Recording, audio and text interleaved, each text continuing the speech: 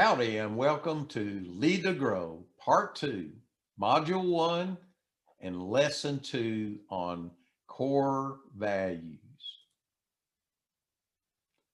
Well, are you ready for me to ask you perhaps the most important question you have ever been asked?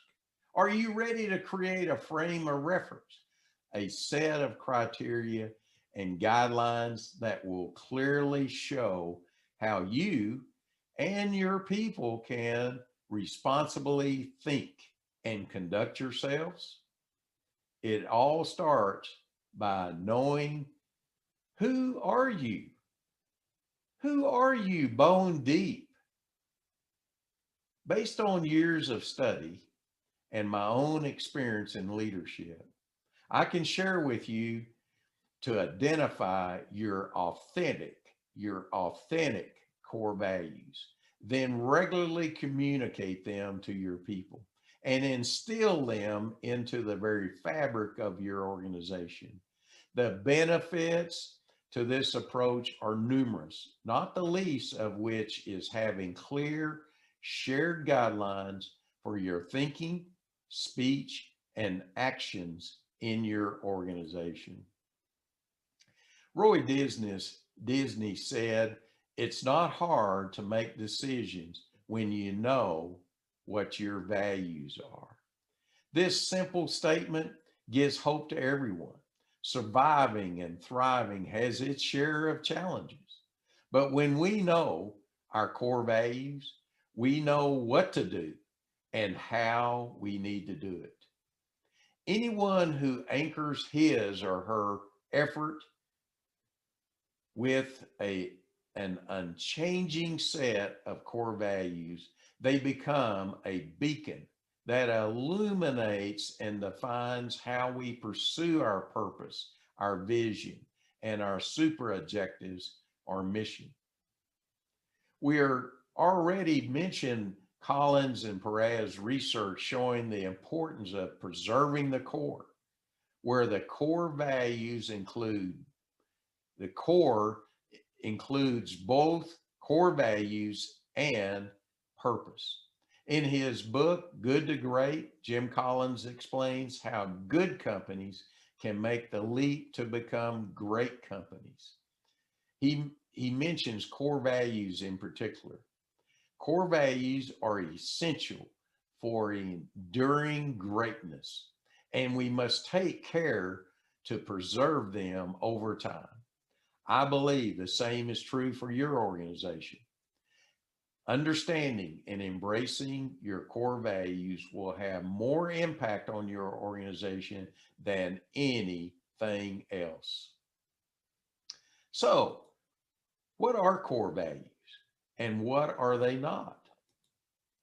I like this definition by Jim Collins and Jerry Perez, where they say core values are the organization's essential and enduring tenets, a small set of general guiding principles, not to be confused with specific cultural or operating practices, not to be compromised for financial gain or short term expediency.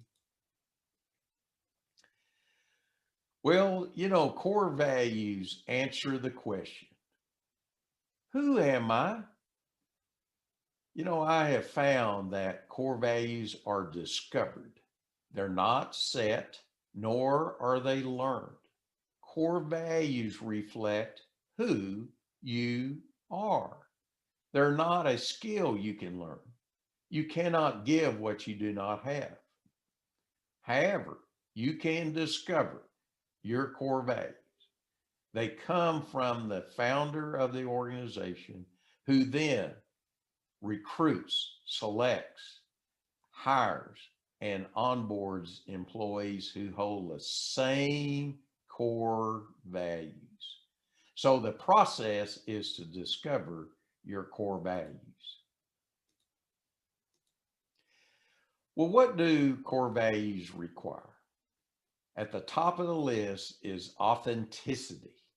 And this means getting real with nothing added for public agreement. Secondly, introspective reflection. What do we stand for? What are we all about? And third is articulating what is inside, bone deep, those things that are as natural as breathing.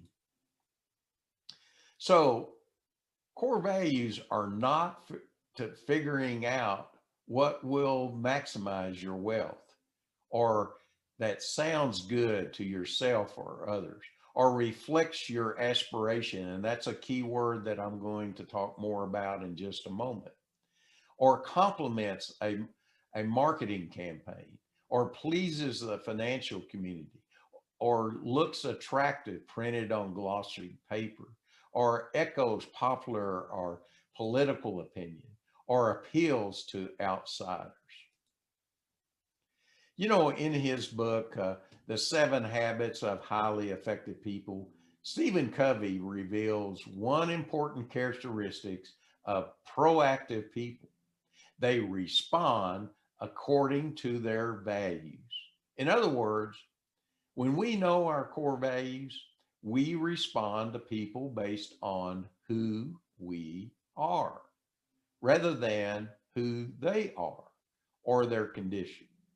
The same is true when we respond to circumstances.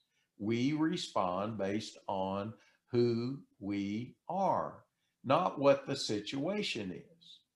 This allows us to make better decisions and make better decisions faster. However, since most people do not know their core values, they react out of unpredictable emotions based on who the other people are and also their condition. Therefore, they often make worse decisions. And guess what? Make worse decisions faster, sometimes causing chaos. This is why I conclude that I want to be a values driven company that achieves results, not a results driven company that has values. Well, you know, the core values discovery process uh, must begin with the founder. And over time, employees will come and go, but the founders and their legacy uh, will remain. You may say, wait a minute.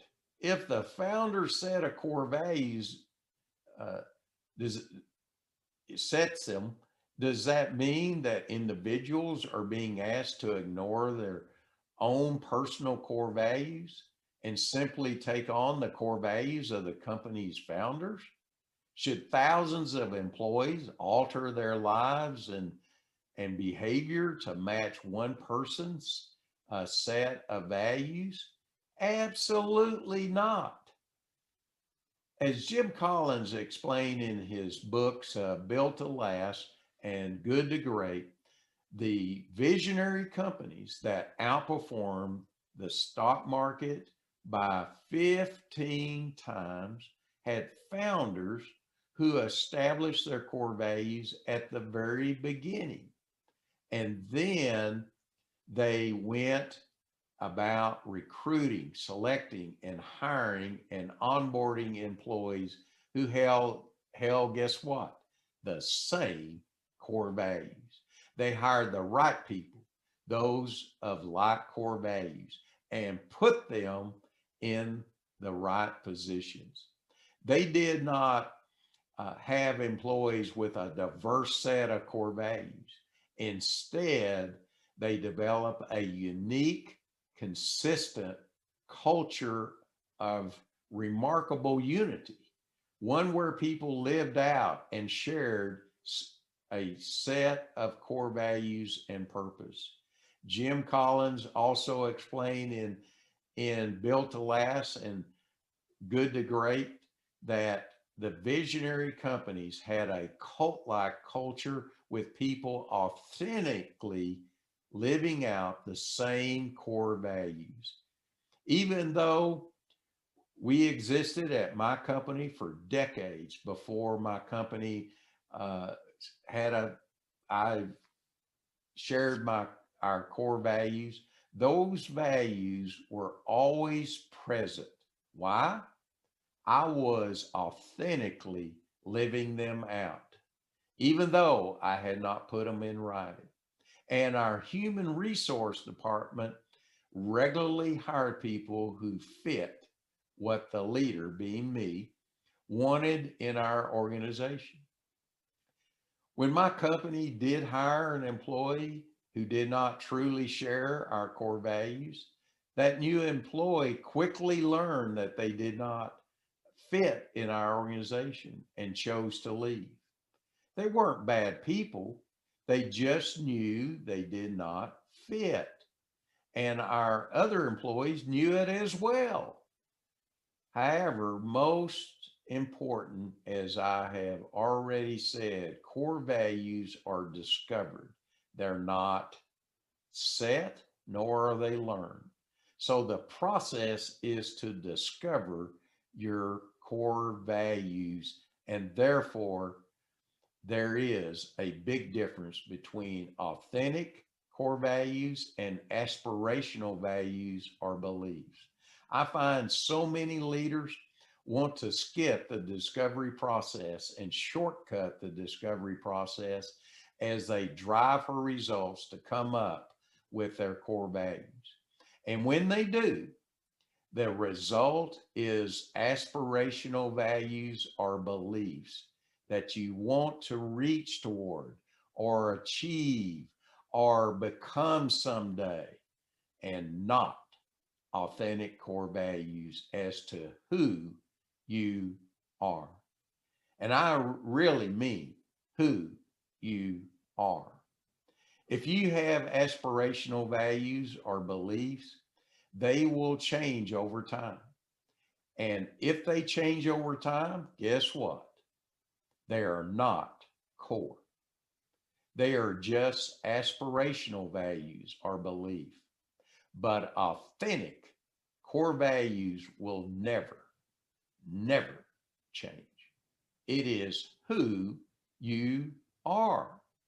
May I point you back to Jim Collins' research on the great companies? And that is why it is my desire to come beside you and help you discover your authentic core values. As we come to the conclusion of this lesson 2, think of 1 or 2 action items that you want to implement today. And this does conclude lesson 2 on Lead to Grow on our core values.